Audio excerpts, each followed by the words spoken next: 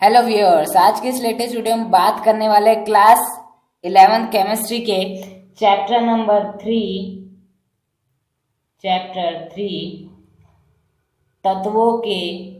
तत्वों का वर्गीकरण एवं गुणधर्मों में आवर्तीता के बारे में।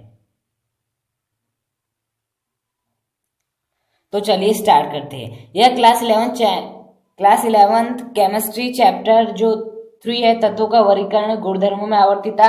यह एक अत्यंत महत्वपूर्ण अध्याय है क्योंकि आप इसी अध्याय के बाद S block, D block, F block जो भी आप पढ़ने वाले 11th में और जो पढ़ने वाले 12th में, आप उस पार्ट को तभी अच्छी तरह से समझ पाएंगे जब आप क्लास 11 के चैप्टर नंबर 3 को भली भांति समझ पाएंगे। तो आज का हमारा टॉपिक है तत्वों का वर्गीकरण, कि तत्वों का वर्गीकरण क्यों आवश्यक है, तत्वों का वर्गीकरण किस किस वैज्ञानिक ने किया, क्या वे सफल हुए या वे असफल हुए। तो चलिए स्टार्ट करते हैं। सर्वप्रथम आज हम जानेंगे कि तत्वों का वर्गीकरण आवश्यक क्यों है। पहले तो आप यह जाने कि तत्व का अर्थ क्या होता है। तत्व अर्थात जिनमें एक ही प्रकार के परमाणु, जैसे कि H2, ये क्या एक प्रकार का तत्व है। O2 क्या एक प्रकार का तत्व है क्योंकि इसमें एक ही प्रकार के परमाणु है, हाइड्रोजन। O मिलकर क्या बन गया O2, अर्थात O2 कैसा एक तत्व और हाइड्रोजन भी क्या है तत्व है। अब हम बात कर लेते हैं वर्गीकरण का अर्थ क्या होता है। शायद आपको मालूम है, यदि मैं इसका अंग्रेजी अनुवाद करूं तो होता है क्लासिफिकेशन। क्या होता है? क्लासिफिकेशन। अर्थात वर्गीकरण अर्थात क्लासिफिकेशन यानी किसी भी चीज को क्लासिफाई करना, मतलब बांटना, वर्गीकृत करना अलग अलग। देखिए, इसकी आवश्यकता इसलिए पड़ी, आप सभी जानते हैं अभी तक प्रकृति में कुल ज्ञात तत्व कितने हैं? 118 तत्व हमें ज्ञात हो चुके हैं। अब हमें इन 118 तत्वों को एक साथ एक ही स्थान पर पढ़ना है और भली भांति पढ़ना है, अर्थात इन्हें अच्छी तरह समझना है। तो हमें इन 118 तत्वों का वर्गीकरण करना अत्यंत आवश्यक है। अब देखिए, 118 तत्व है। अब 118 तत्व है तो उनके रासायनिक गुणधर्म भी कितने सारे होंगे एक ही तत्व के। यहाँ तो 118 तत्व है, उनके भौतिक गुणधर्म कितने होंगे 118 तत्वों के, और उनसे बनने वाले यौगिक कितने होंगे। तो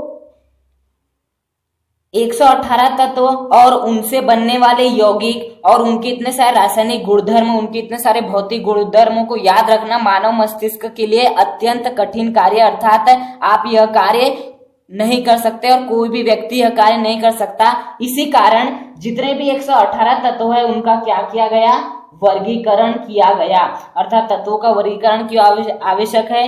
क्योंकि 118 तत्व और उनसे बनने वाले जो यौगिक है उनके रासायनिक गुणधर्म और भौतिक गुणधर्मों को याद रखना हमारे लिए अत्यंत ही कठिन कार्य है। उन्हें सरल तरह से समझने के लिए हमने तत्वों का क्या किए? वर्गीकरण किए। ओके, इतने बात समझ में आते कि हमने तत्वों का वर्गीकरण क्यों किए। अब हम बात कर लेते हैं कि तत्वों का वर्गीकरण किन किन वैज्ञानिकों ने किए, क्या कमी आई, और जो हमारी जिसे आप आवर्त सारणी कहते हैं उसे किस वैज्ञानिक ने प्रस्तुत किया, और हमने उसी आवर्त सारणी को क्यों स्वीकार किया उसका भी कारण हम जानने वाले, जो कि हम अगले कुछ वीडियो में जानेंगे। तो तत्वों का वर्गीकरण करने का पहले जो प्रयास किया उस वैज्ञानिक का नाम था लेवोजियर। क्या नाम था? लेवोजियर। क्या नाम था उसका? लेवोजियर। अभी वर्तमान में 118 तत्व ज्ञात है, किंतु जिस समय लेवोजियर ने 1718 में तत्वों का वर्गीकरण किया, तो जब 1718 में लेवोजियर ने तत्वों का वर्गीकरण किया तो उस समय जो ज्ञात तत्व थे बहुत कम थे, लगभग शायद 32 से 50 के बीच में होंगे, है ना। तो इतने तत्वों को उन्होंने क्या किया? वर्गीकृत किया। तो जो उनके वर्गीकरण का जो आधार था, उन्होंने जितने भी तत्व उस समय तक ज्ञात थे उन्होंने उसे धातु और अधातु, इन दो वर्गों में क्या किया, विभक्त किया, अर्थात धातु और अधातु में। अर्थात उन्होंने, और धातु कौन सी होती है, जो कि इलेक्ट्रॉनों का क्या करे, दान करे। इस संसार में जो भी कोई धातु होती है वह सदैव इलेक्ट्रॉन का क्या करती है, दान करती है। और अधातु किन्हें कहते हैं, जो इलेक्ट्रॉनों को क्या करती है, ग्रहण करती है, जो इलेक्ट्रॉनों को क्या करती है, ग्रहण करती है। ओके, जैसे कि हम बात कर लेते हैं सोडियम। सोडियम का परमाणु क्रमांक कितना होता है, 11, अर्थात इसका जो इलेक्ट्रॉनिक विन्यास हम लिखना चाहे तो कितना होगा, 2,8,1। अब देखिए एक चीज हमेशा याद रखिए कि कोई भी परमाणु स्थायी तब माना जाता है कि यदि उसके अंतिम कोश में 8 इलेक्ट्रॉन हो या हो ही ना। देखिए यहाँ इसके अंतिम कोश में कितने इलेक्ट्रॉन है, 1 है, बिल्कुल 1 है। अब देखिए क्या ये स्थायी है, नहीं। यदि हमें स्थायी बनाना है तो इसे हमें बाहर से और हमें 7 इलेक्ट्रॉन देने होंगे, या तो हमें इस 1 इलेक्ट्रॉन को निकाल लेना होगा। अब बताइए 1 इलेक्ट्रॉन निकालना आसान कार्य होगा या 7 इलेक्ट्रॉन देना? आपका उत्तर होगा 1 इलेक्ट्रॉन निकाल लेना। तो हम 1 इलेक्ट्रॉन ये आसानी से निकाल लेता है और क्या हो जाता है, 2,8 हो जाता है। और इसने क्या किया, इलेक्ट्रॉनों का क्या किया, दान किया। और जब भी इलेक्ट्रॉन का कोई भी परमाणु दान करता है तो उसके ऊपर कैसा चार्ज आ जाता है, पॉजिटिव चार्ज आ जाता है। और जिस किसी भी परमाणु के ऊपर पॉजिटिव चार्ज आ जाता है उसे क्या बोलते हैं हम, धातु कहा जाता है। अर्थात जो भी परमाणु इलेक्ट्रॉनों का दान करता है उसे हम क्या कहते हैं, धातु कहते हैं। जैसे कि सोडियम यह 1 इलेक्ट्रॉन दान करता है, जैसे कि Mg, जैसे कि हम बात कर लेते हैं पोटेशियम। ऐसे उस समय तक जितने भी ज्ञात तत्व थे उन्होंने इन सभी जो भी तत्व इलेक्ट्रॉन का दान करते हैं उन सभी को धातु की श्रेणी में रख दिया, और जो भी तत्व इलेक्ट्रॉन को ग्रहण करते हैं उन्हें क्लोरीन की, उन्हें अधातु की श्रेणी में रख दिए। जैसे कि हम बात कर लेते हैं क्लोरीन की। क्लोरीन का परमाणु क्रमांक कितना होता है, 17। अतः इसका यदि हम लिखना चाहे तो क्या होगा, 2,8,7।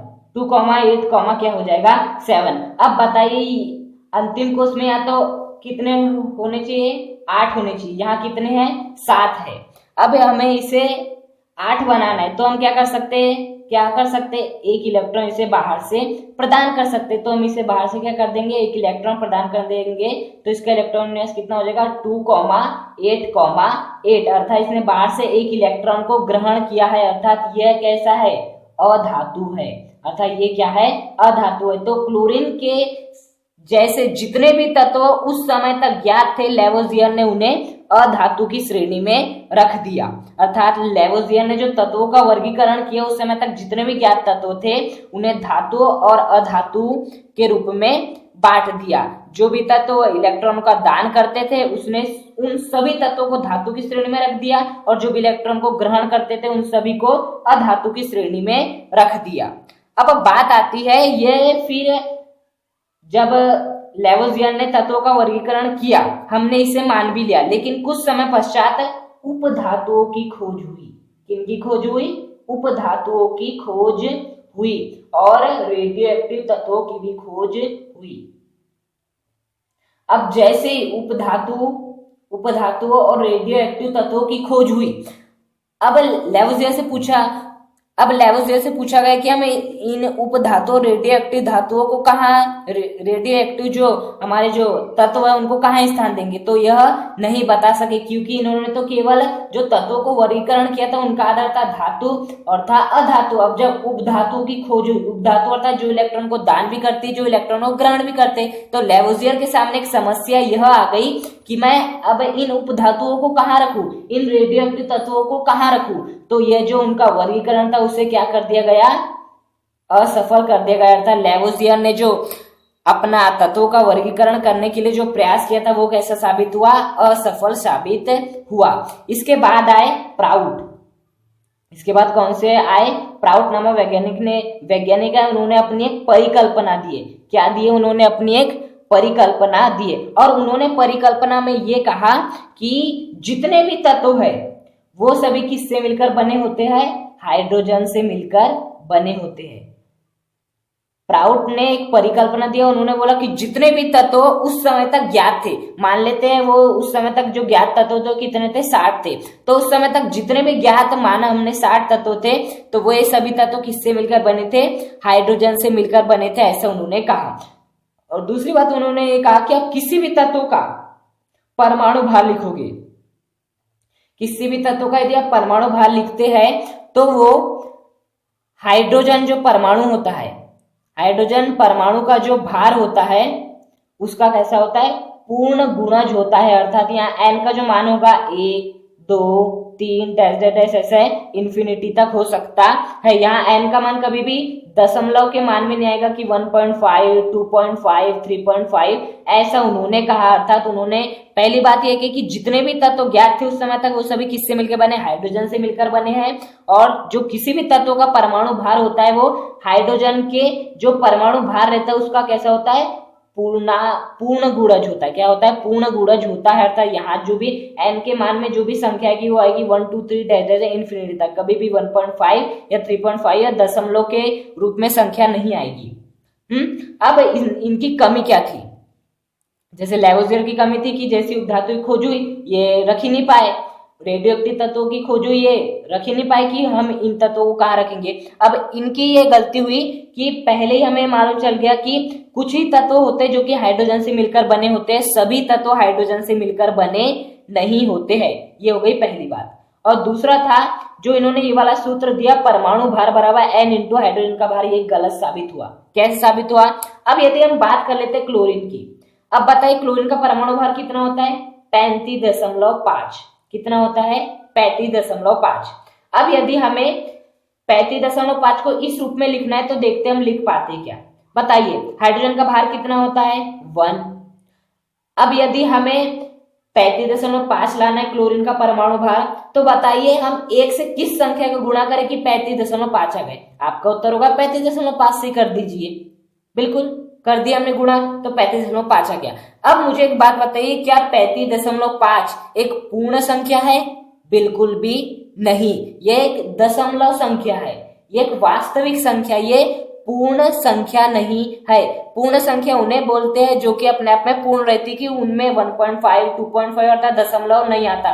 तो बताइए क्या 35.5 एक पूर्ण संख्या है? नहीं है। और इन्होंने क्या बोले थे कि जो यहाँ जो n रहेगा वो कैसी रहेगी, पूर्ण संख्या रहेगी। अर्थात उनकी पहली परिकल्पना भी गलत साबित हुई और दूसरी परिकल्पना भी कैसी साबित हुई, गलत साबित हुई।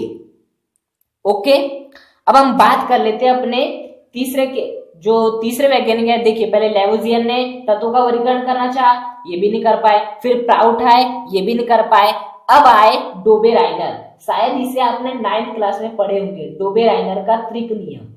डोबेराइनर का त्रिक नियम पाठ 9 या 8 में पढ़े होंगे आपने ये।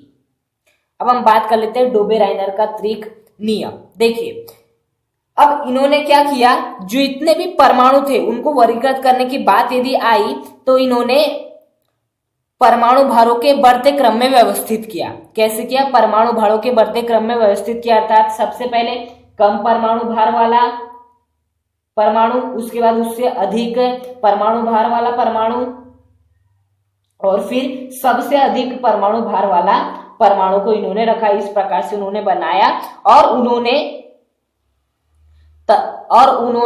जितने भी उस समय तक ज्ञात तत्व थे, हम मान लेते उस समय तक ज्ञात कितने तत्व थे, 90 तत्व उस समय ज्ञात थे। तो जितने भी ज्ञात तत्व थे उन्होंने उन्हें 3 समूह में विभक्त किया। पहले समूह को नाम दिया A, दूसरे समूह को नाम दिया B और तीसरे समूह को नाम दिया C। तो इस प्रकार उन्होंने 3 समूह बनाए A, B, C, और इन तीनों समूह में इस प्रकार परमाणु को रखा कि पहले समूह में सबसे कम परमाणु भार वाला, दूसरे समूह में उससे ज्यादा परमाणु भार और तीसरे समूह में सबसे ज्यादा परमाणु भार वाला। बिल्कुल देखिए क्लोरीन का परमाणु भार होता है 35.5, ब्रोमीन का होता है 80 और आयोडीन का होता है 127। देखिए सबसे अधिक परमाणु भार आयोडीन का, फिर ब्रोमीन का, फिर क्लोरीन का। तो इस प्रकार से उन्होंने बहुत सारे तत्वों को क्या किया, ऐसे समूह में बांट दिया। और पहली बात तो ये हो गई कि उन्होंने परमाणु भारों के बढ़ते क्रम में जो परमाणुओं को क्या किया, व्यवस्थित किया। और दूसरी बात ये है कि यदि आप पहले समूह के जो भी आपका परमाणु रहेगा और जो अंतिम समूह के जो भी परमाणु रहेगा उसका यदि परमाणु भार का योग करें, अर्थात हम मान लेते हैं Ma इसका परमाणु भार, और यदि हम इसका परमाणु भार मान लेते हैं Mc, और यदि उसको उन दोनों को जोड़ दिए और 2 से डिवाइड करें तो यह लगभग बराबर आएगा जो आपका B का परमाणु भार रहेगा उसके। ये इन्होंने बात कही, अर्थात हम इसका परमाणु भार इसके परमाणु भार को जोड़े और डिवाइड कर दे 2 से, तो जो हमारा उत्तर आएगा वो 80 के लगभग आसपास से आएगा। चलिए जोड़ के देखते, 35.5 धन 127 डिवाइड बाय 2, इसका उत्तर कितना आ जाएगा 5 2 6, ये 162.5 आ जाएगा। अब इसे जरा काटी, कितना आ जाएगा 81.5। जरा देखिए 81.5 जो है 80 के कैसे लगभग बराबर ही है। तो इन्होंने इस प्रकार से जितने भी तत्व थे उस समय तक ज्ञात है उन सभी तत्वों को क्या किया, 3 समूह में वर्गीकृत किया, और जो इन 3 समूह जो बने थे उन्हें इन्होंने क्या नाम दिया, त्रिक नाम दिया।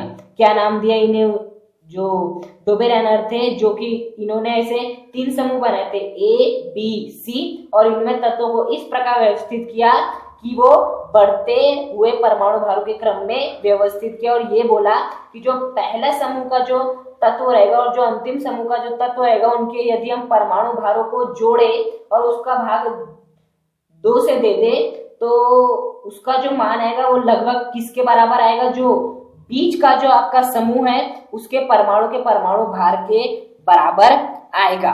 बिल्कुल।